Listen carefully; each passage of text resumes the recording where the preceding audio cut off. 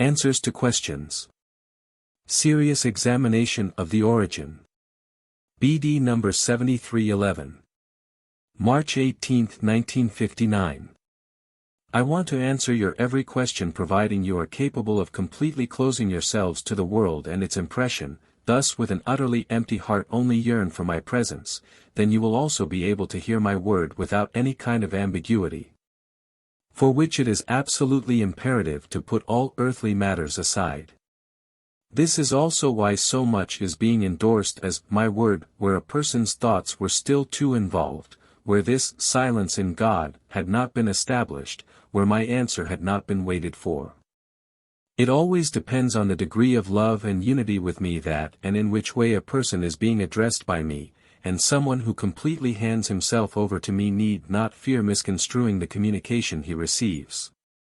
He will, without hesitation, be able to endorse everything as my merciful expression, and therefore he will also unhesitatingly be able to ask questions, but they will certainly be mainly of a spiritual content, because a child which totally hands itself over to me will be far more interested in spiritual than earthly questions. Yet people are still very attached to the world and often desire explanations about purely worldly things, which they always present to me in the hope that I will give them the desired answer.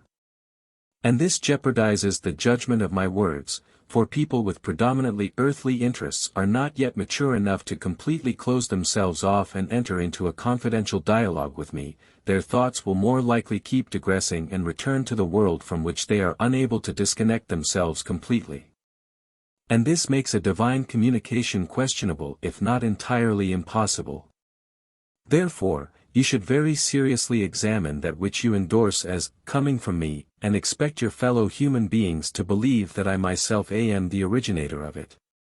Only he, who was able to establish this heartfelt bond with me in complete seclusion and allowed no worldly thoughts of any kind to enter during his heart's association with me, may feel certain and endorse the results of his heartfelt dialogue with me as being completely without error.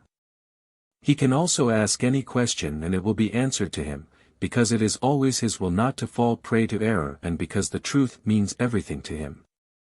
I speak to everyone, but whether my word or his own thoughts come to his mind is determined by the human being's own seriousness of will as soon as it concerns questions which are not only of spiritual substance.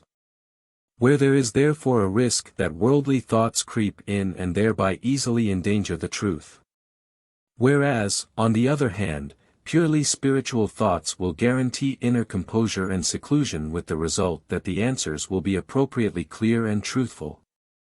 If you want to speak with me then I also demand your undivided dedication to me.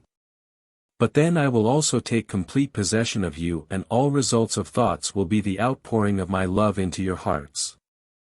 If, however, you still share your desire for me with the world then you cannot expect of me that I make myself heard by you and you must therefore very seriously examine yourselves and thus exercise self-criticism, which will always be beneficial for you if it is your will that I should address you.